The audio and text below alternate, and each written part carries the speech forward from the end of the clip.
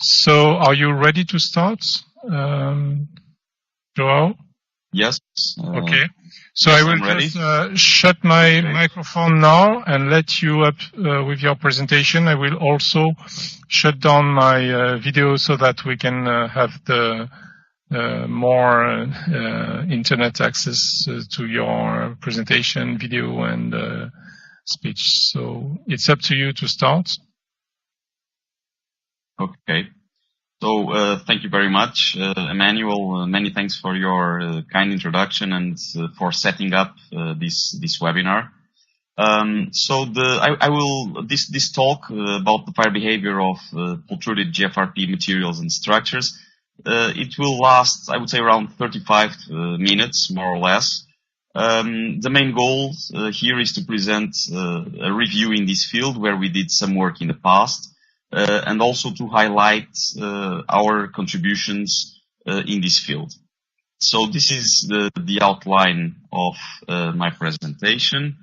So I will start with a brief overview of research activities on FRP composites at IST, University of Lisbon.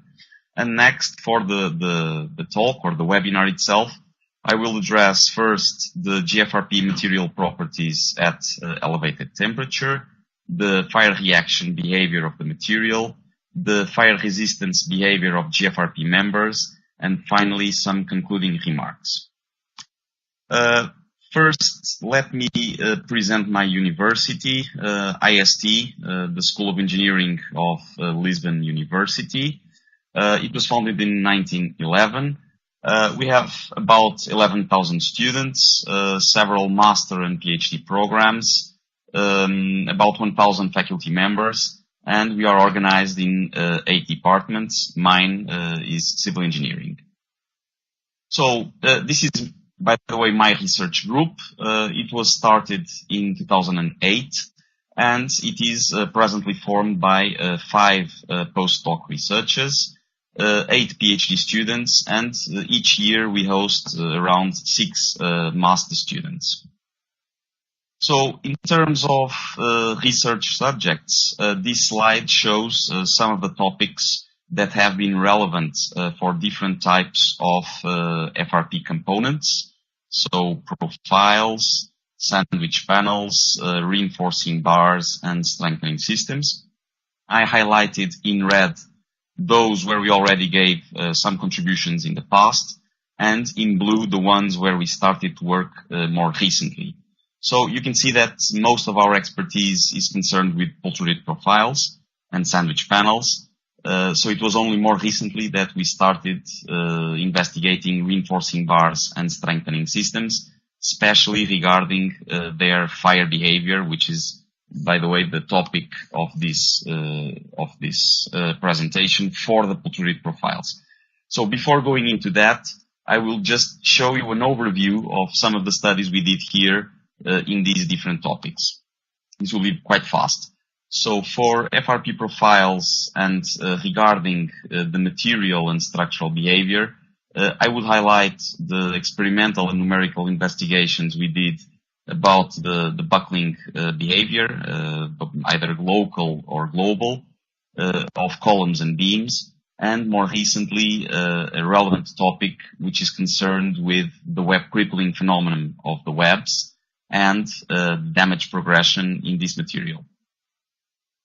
We also developed GFRP concrete hybrid systems, so aiming at taking full advantage of both materials, using concrete to increase stiffness and prevent instability phenomena. Here you can see some of the experiments we did.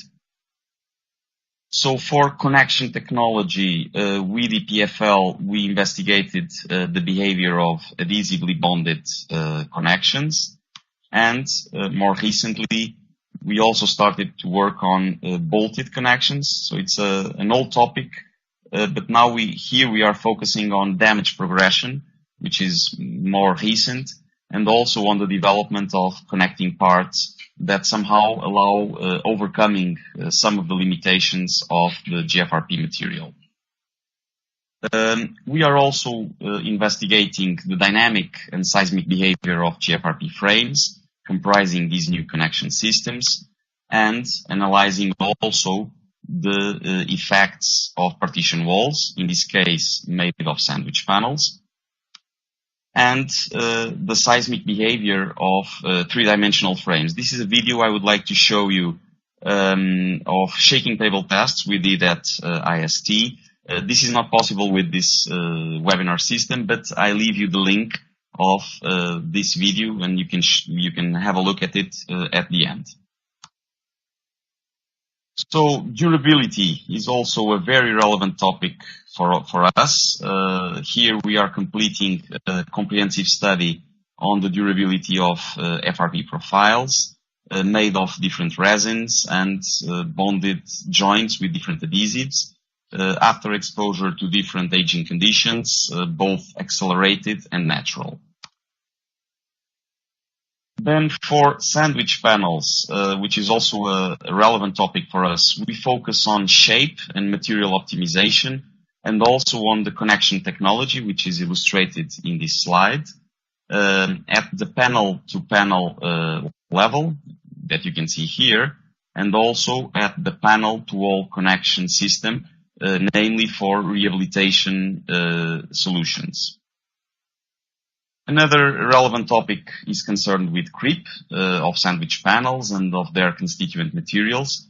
In this case, polyurethane foam and GFRP skins that we tested in shear and bending at different load levels and at different temperatures. For GFRP bars, this is a recent topic, as I mentioned.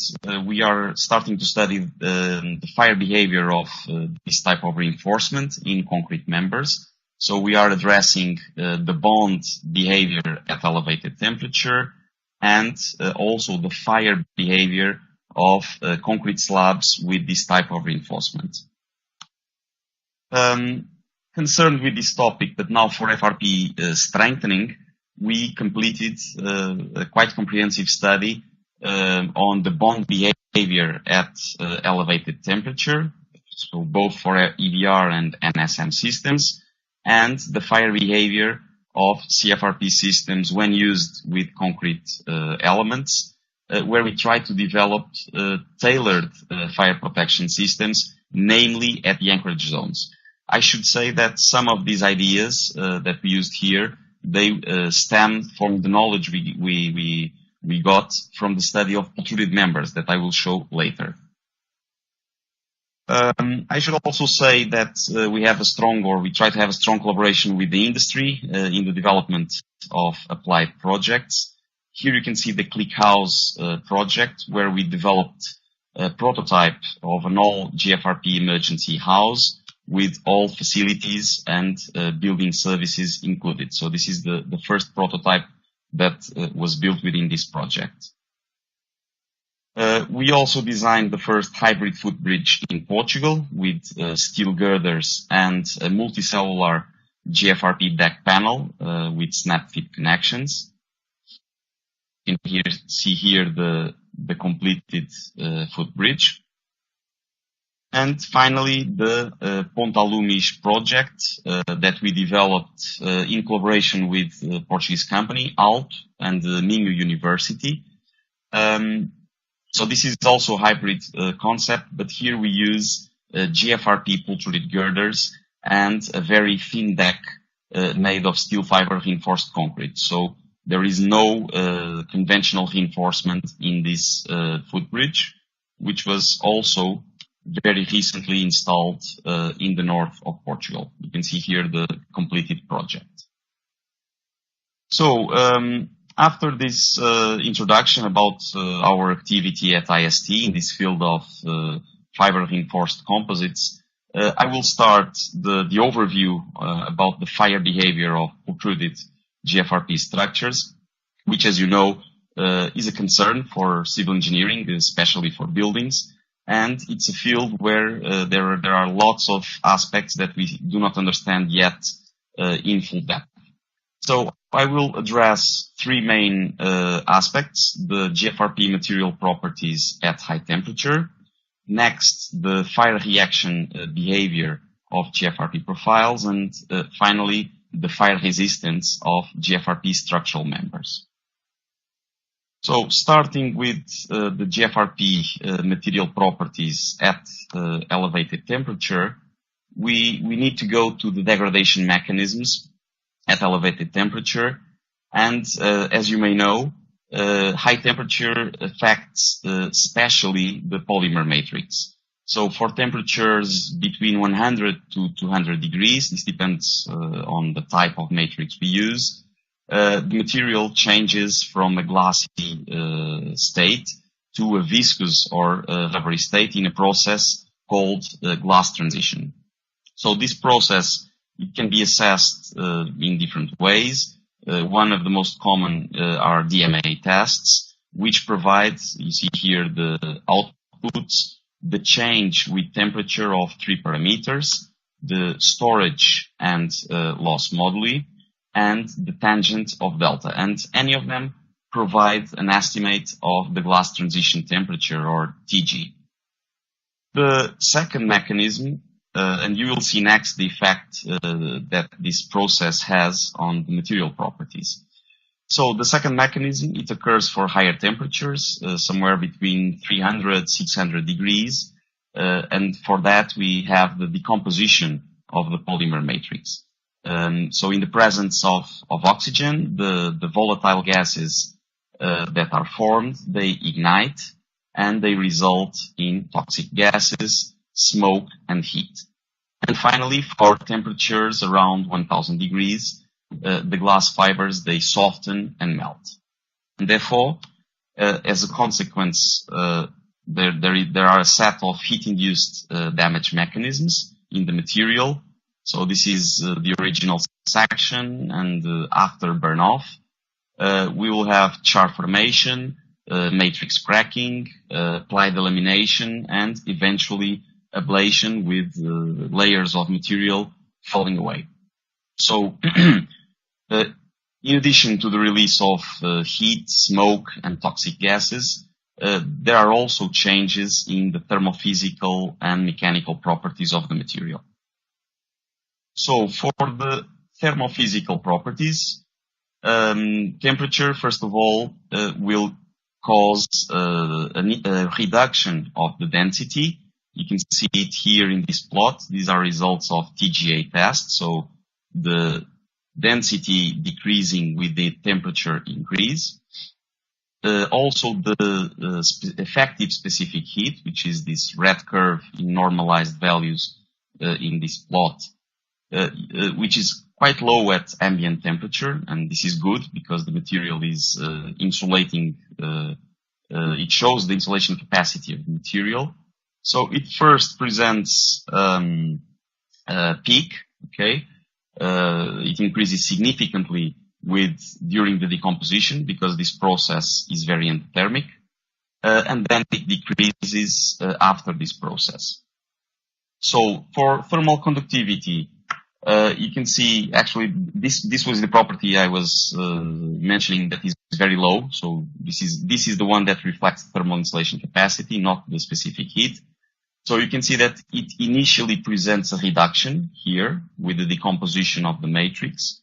So this is basically due to the fact that you have delamination and pore formation in the material, and this helps insulating.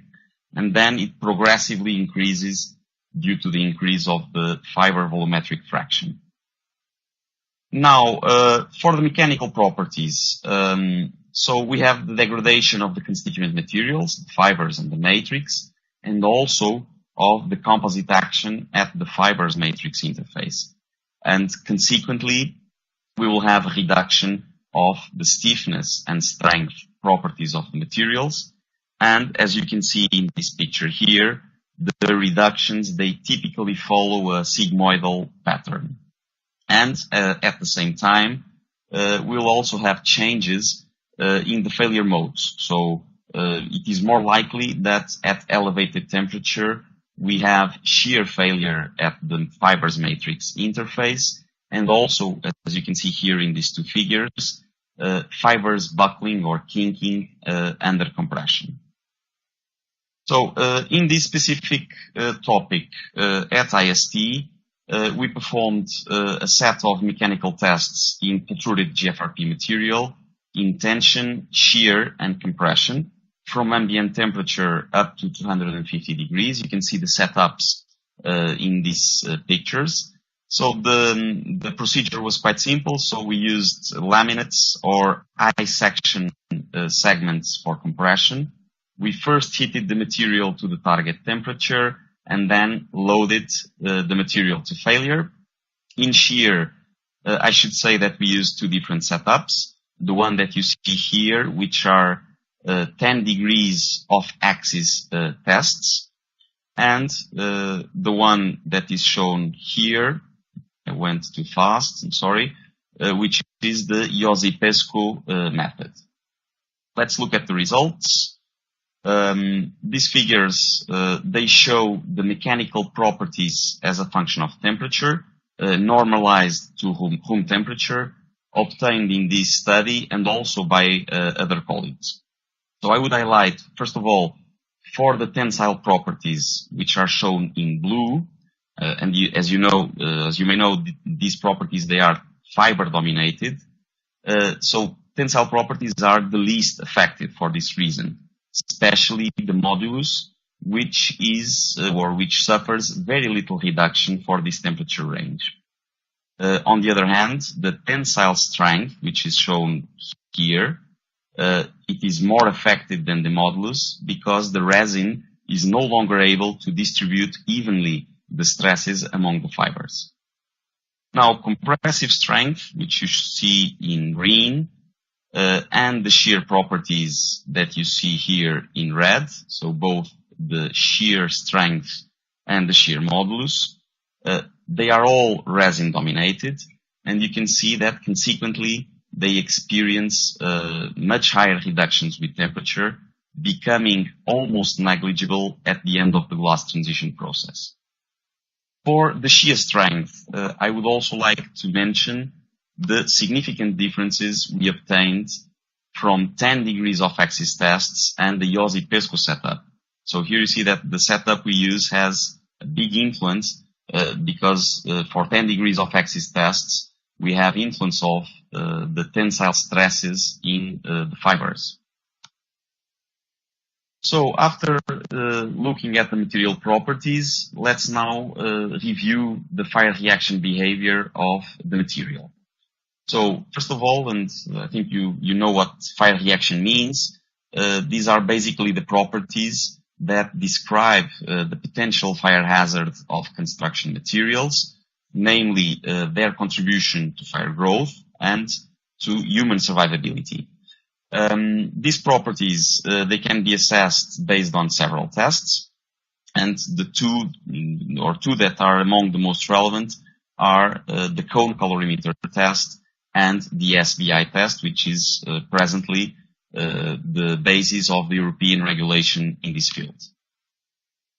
So for unprotected GFRP material, and we will then see what happens when we use protections, there is plenty of literature from different industries, and previous results, they basically show that the fire reaction behavior is not good, and it depends on several parameters, namely the type of resin, the fiber content, the laminate thickness, the incident heat flux, and local conditions. So this left picture here, it shows the time to ignition for different resin systems as a function of the heat flux. You can see that the ignition times, they are quite low, so this shows the flammability of current resins. And you can also see the much better performance of phenolic resins, so these gray dots. This better performance is also reflected in the right plot, the flame spread distance as a function of time, which is 0 in phenolics. In terms of toxic gases, so this table here above, you can see that the different resins, they release high quantities of CO and CO2, and for vinyl ester, which together with polyester, they are among the most used resins in FRP profiles, you see that there are no traces of highly toxic gases as reported by these colleagues, Moritz and Gibson, while for epoxy and phenolic, you see some traces of these two gases. At IST, we did some tests in a cone colorimeter on glass polyester laminates under different heat flux, which I show here to illustrate the fire reaction behavior and how different properties change with time. So in the top pictures, you see different stages of the test, and in the bottom, you can see different fire reaction parameters as a function of time. So in this first stage, there are no signs of degradation. So the mass remains more or less constant, and you see no heat, smoke, or toxic gases, CO2 or CO, being released. Then, in a second stage, when the surface temperature attains a critical value, ignition occurs, the heat release rate increases almost simultaneously, as well as the release of smoke and toxic gases. And at this stage, you see that the remaining mass starts to reduce at a very high rate. In a third stage, when the remaining resin is reduced, the flames start to die down, and the release of heat, smoke, and CO2, they all decrease. Finally, in a fourth and final stage, after all resin is decomposed, you see no further signs of thermal decomposition in terms of heat, smoke, and CO2. Now, to improve this poor fire reaction performance of GFRP, two basic approaches have been followed in different industries. The first has to do with the use of flame retardants, which can be added to the base resin and eventually react with it, and the use of inherently flame retardant resins, that is, phenolics. So both approaches, they significantly improve the fire reaction performance of the material. However, they may affect the mechanical and durability properties, and more importantly, for structural applications, they generally do not improve the mechanical performance of the material at high temperature. And therefore, although being effective in terms of fire reaction, they are not really helpful in fulfilling fire resistance requirements. So we may need to seek an alternative approach consisting of using protective layers, either coatings or thick boards. So using this alternative approach, we did a set of new tests in the cone colorimeter in GFRP laminates protected with three systems: calcium silicate boards, lightweight mortar, and an intumescent coating. And in these tests, since we are basically testing the protection materials, no signs of combustion were observed during the 30 minutes of testing.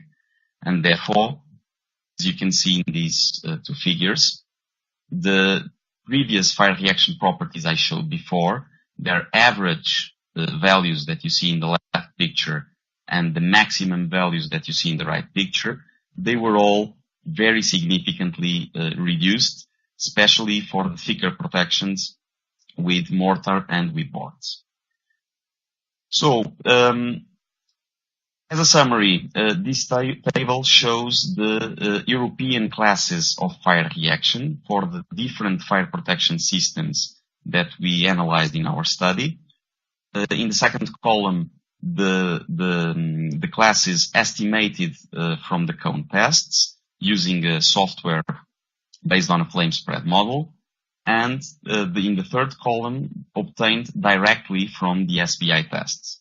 So basically you can see that without passive protections, the GFRP material is somewhere between classes C to D, which involves some restrictions in terms of building applications, especially in evacuation routes. And with any of the protections, you can see that the performance is substantially improved with classes from B to A, and therefore with much less end-use restrictions. So now let's discuss a different topic, but as you already saw, pretty much connected to the former one of fire reaction, which is the fire resistance behavior. So first of all, let me remind what is fire resistance. This is not a material property. It's the period of time during which an element, either structural or non-structural, maintains three different functions: load-bearing capacity in case of structural elements, no collapse or excessive deformations under load, its integrity against flames or gases, and the insulation of the cold phase. So regulation in buildings basically establishes periods of time for different types of elements. So in the next slides, I will describe results obtained from furnace tests or fire resistance tests on slabs, beams, and columns, and at the end, the corresponding modeling of these experiments. So at IST, we did a quite comprehensive experimental program on the fire resistance of tubular beams. They were tested under 4-point bending, and they were exposed to the ISO 834 curve, which is a standard fire curve. Here you can see the setup. So this is the furnace we used. The beams were placed on top of the furnace, and they were loaded with 2 water containers, which is a quite convenient system because you know that the load will be kept similar during the test. In terms of parameters, we tested different passive protections as panels or as an intumescent paint or mat. And we also checked water cooling, which had been successfully tested at EPFL a few years before. We also evaluated the number of sides exposed to fire, either 1, so only the bottom surface, so as a slab, or 3, the bottom and also the sides, so more similar to a beam. And also we tested 2 different load levels expressed in terms of midspan deflection in terms of midspan deflection levels. So for the thermal responses, just the highlights of some of the results we obtained. You can see here the temperatures for different beams under one side exposure.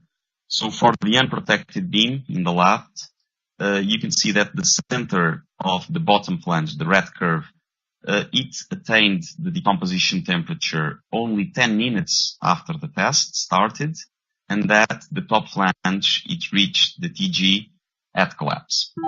With calcium silicate protection, as expected, temperatures considerably decreased in all section walls, and with water cooling, temperatures in the webs and top flange, they were kept below the TG for the 2 hours of testing.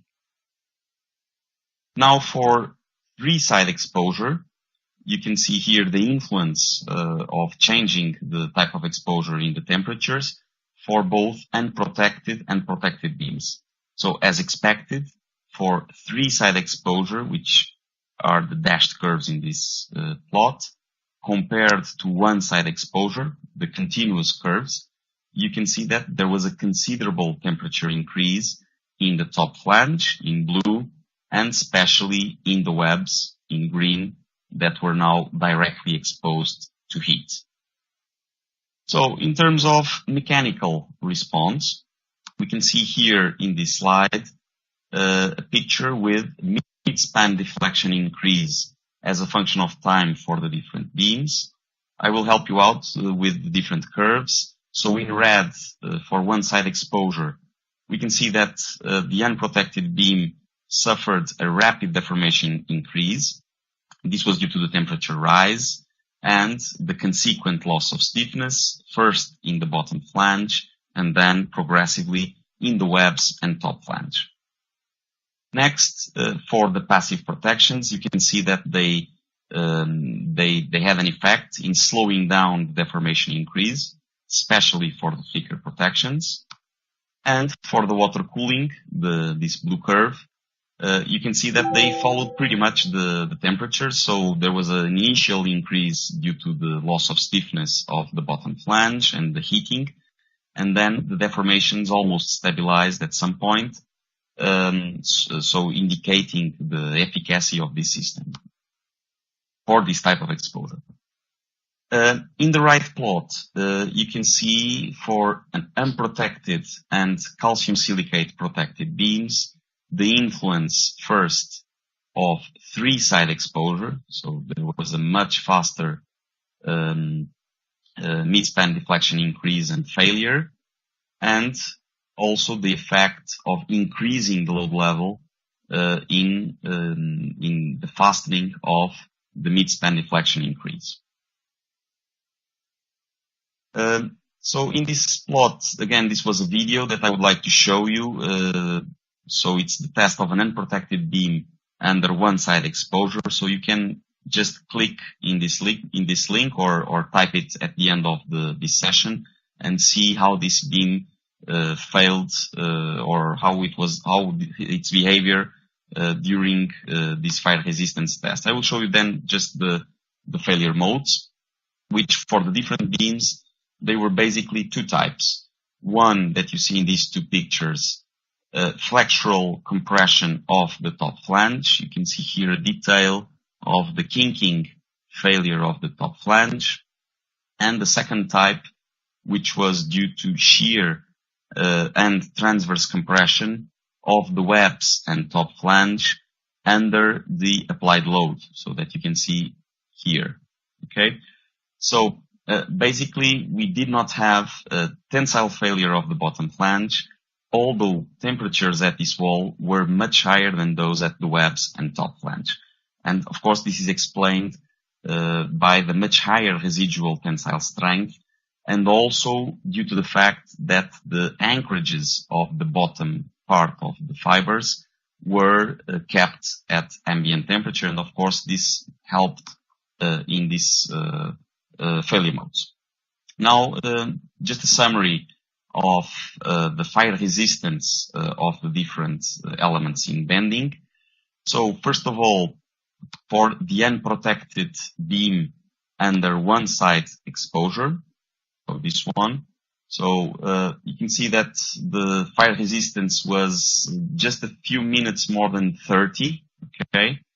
And you can see that the performance was much worse than multicellular panels that had been tested at EPFL, which resisted almost 1 hour.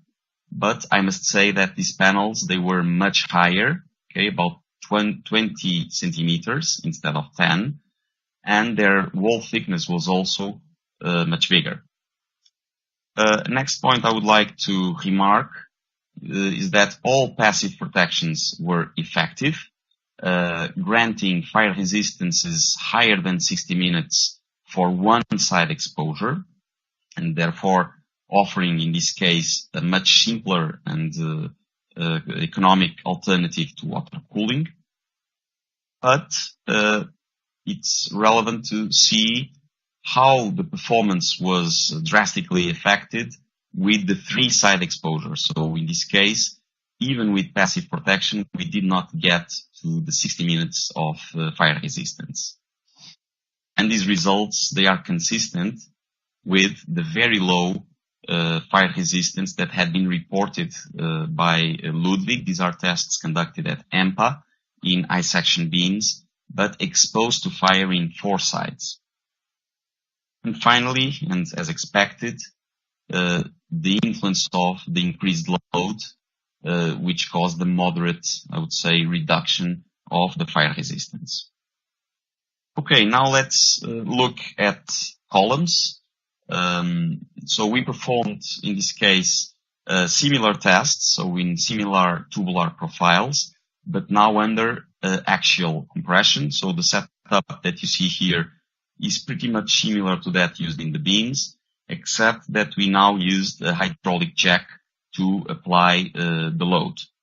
As protection, we assessed again different fire protection systems, water cooling, now with full section, okay, so the entire cavity filled with water, either standing or flowing, and again calcium silicate boards because they had performed quite well with the beams. As for the previous experiments, we also assessed the number of sites exposed to fire, 1 or 3, and the load level as a function of the actual shortening as a function of the column height. So height divided by 750 or 1,500. So for the thermal responses, you can see here the results for one side fire exposure. So for unprotected columns here at your top left and with calcium silicate protection, the results were pretty much comparable to those obtained for the beams. For water cooling in the bottom, either standing or flowing, as expected, it conferred very effective thermal protection, especially with the flowing water. And with this, we were able to keep the top flange and almost the entire web below TG for 2 hours. So in terms of mechanical response, which is quite more complex than that for beams, this picture shows first the variation of the actual shortening as a function of time for the different columns. In some cases, there was a slight initial actual extension due to the thermal expansion effect, and this was then progressively succeeded by an actual shortening of the material due to the stiffness reduction caused by heating and, of course, due to creep of the material. In terms of lateral deflections, so out-of-plane deflections, the columns first presented inner lateral deformations. This was basically due to the thermal gradient installed in the section, and then they progressively presented outer lateral deformations due to two reasons. First, the differential stiffness reduction, which was much bigger in the bottom part of the section, and also due to the eccentricity of the applied load, whose position was kept constant during the test with respect to the stiffness center of the section. So here again, this was a video that I would like to show you. So if you want, you can see it later in this link. So it's a test of an unprotected column under one side exposure. So I will run to the failure mode. So this would be the end of the test. So collapse caused always due to the crushing of the hottest walls. So the bottom flange for one side exposure that you see here in the top, and also the webs that you see here in the middle for three side exposure, which was followed by the failure of the remaining walls. So here you can see a summary of the fire resistance of the different columns tested in this study, and also comparison with results obtained elsewhere. So first, I would highlight the much lower fire resistance of the columns compared to equivalent beams, if this comparison can be made. This is basically explained by the lower residual strength of the material in compression. For unprotected column under one side exposure, so this one, the resistance now was only 15 minutes, which is very low. Again, lower than the resistance of the multicellular panels that were tested at EPFL, as I mentioned, with higher height and wall thickness, that reached about 50 minutes of fire resistance. So passive protection, in spite of its efficacy, we could not get to the 60 minutes, even for one side exposure.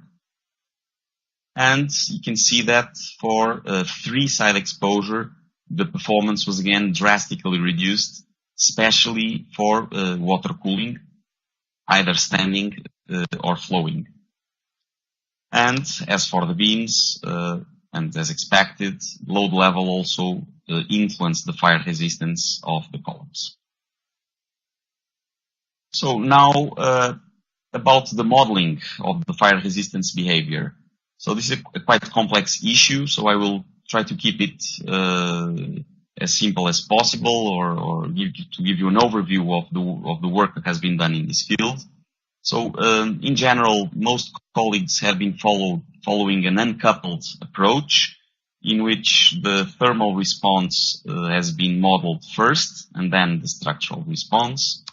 So the first step basically comprises applying the heat transfer theory, considering different aspects, the temperature dependence of thermophysical properties, the endothermic decomposition of the resin, char formation, mass transfer, different degradation mechanisms. So previous works in this field have very different levels of complexity, but one aspect that is transverse to all of them is that they in general consider quite simple boundary conditions or geometries, generally laminates or very simplified cross-sections.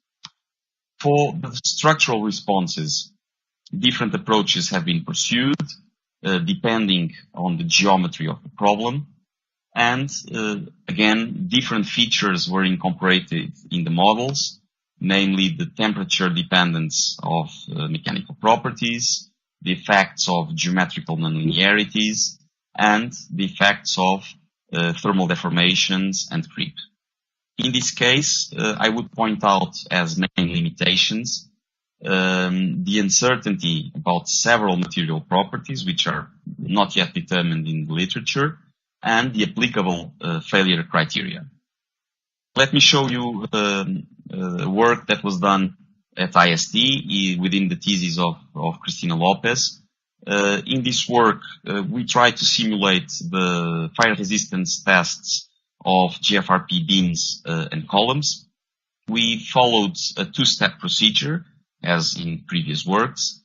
First, we did a 2D numerical simulation of the thermal response of the section, and the main innovation here was the consideration of the heat exchanges in the cavities of the walls due to the radiation between the walls and the flow of the air enclosed in the cavity, which for some cases proved to be quite relevant. For this, we had to use a CFD code with our thermal model. Then, as for other studies, we use these thermal responses as input in a geometrically nonlinear beam model. So here you can see two outputs as an example. At your left-hand side, you can see the resultant velocity field after 1000 seconds. You can see here the formation of the Bénard cell, so the convection of the air inside the cavity, which had some influence in the temperature distributions. And at your right-hand side, the temperatures in both the material, the solid material, and the fluid. In your bottom left picture, you can see comparison between experimental and numerical temperatures.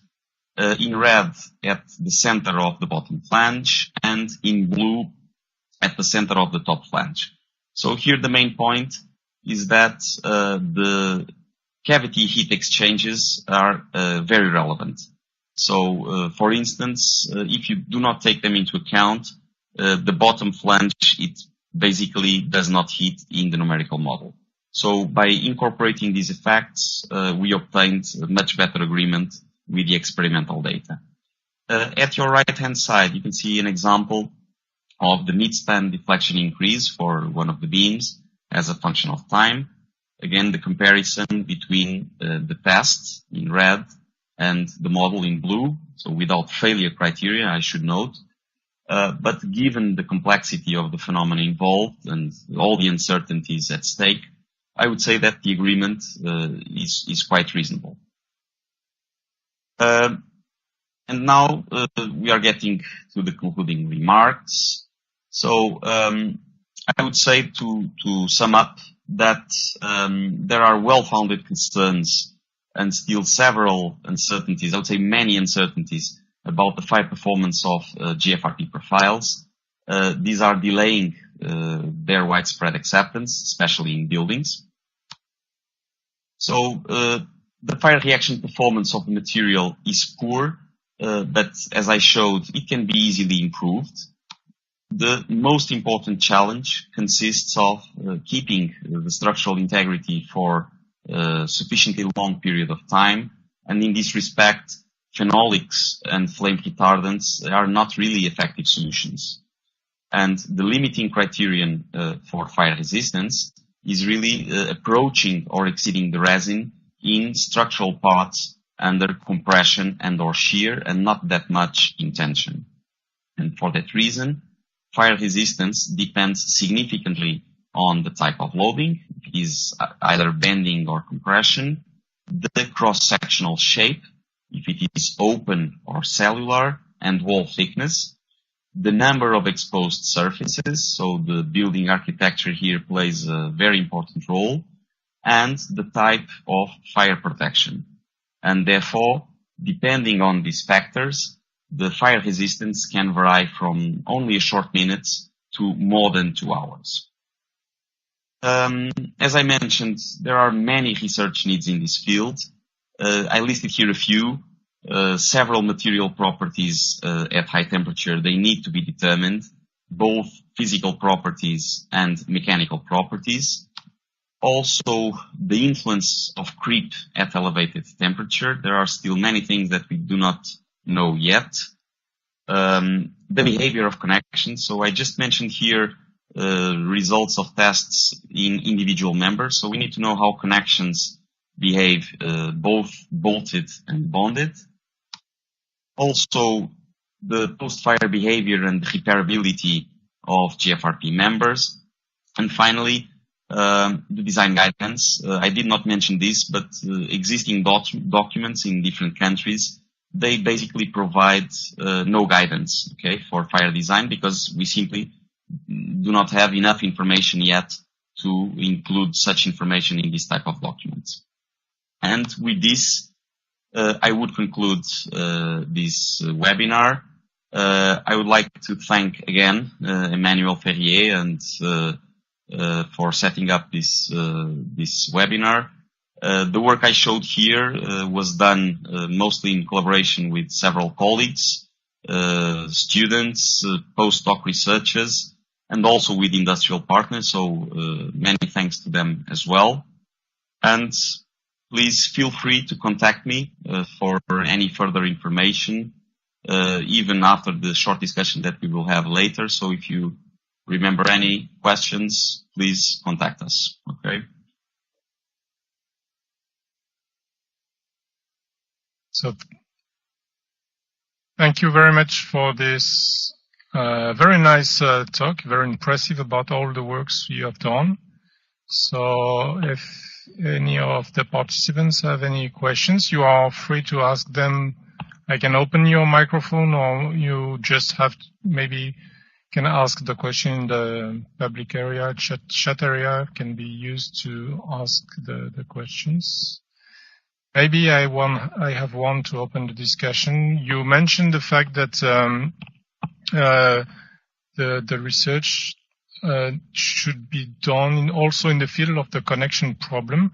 If we look to other structural components such as steel or even wood, most of the time this part is quite sensitive for the design. What is your experience in this field? Do you have already some results, or have you seen some coming from the literature about connection between FRP system? Yeah, many thanks, Manuel. This is, well, we did not do work in this field yet. I'm not sure that there is much work in this field done so far. I listed here, I mentioned here recent work I saw and I read from these colleagues, Yubai and Toby Mottram and their student. I think this is one of the first works in civil engineering on connections. And I'm pretty sure that the connections will be as sensitive or even more sensitive than the members. I recall, for instance, with bolted connections, we have generally problems of crushing, so bearing, so compression, and problems of shear out. So these are two types of failure modes that are resin dependent, or are pretty much resin dependent. So I'm sure that with elevated temperature, the problems will increase. So I would say that this is the next step, but we also have several doubts still on individual members. So connections is definitely an important topic, but individual members are also yet to be understood. Okay. Okay. And at the end, if we see all the work you have done in this area, what we could conclude is that, in fact, is not more complex than steel problem. Maybe the behavior is a little bit less efficient, but it's quite comparable to the one we can have with steel. Is that a good conclusion, or you think that we'll have more problem with GFRP than steel? Because if we see all the curves of properties you mentioned, between 200 and 300 Celsius degrees, generally where steel have a lot of drop in properties, and it seems that for GFRP it's very similar. So do you think that it's more or less comparable for steel guider for the design? Or? Yeah, this is also we in this field we always try to compare with our competitors or the competitor materials. These comparisons are not very easy, but what I can say is that with steel, the critical temperature, if we do have a critical temperature in GFRP, which is also a point here, because as I showed, the reductions in material properties, they are very different depending on the stress state. So for tension, we have a very good or a much lower strength decrease and stiffness decrease compared to compression and shear, for which we have very big reductions in properties for quite low temperatures. And so if we think of a critical temperature for GFRP, it is much lower than for steel from one point. But from another point, the temperature rise is much faster in steel because steel has a much higher thermal conductivity. Okay. So I would say that both materials, they need to be protected, okay, in buildings. And we do this with steel without any problem. So all these, the civil engineers or designers, they know they have to protect steel, okay? So I think we need to follow a similar approach with GFRP. Okay. Is there any question from colleagues or students?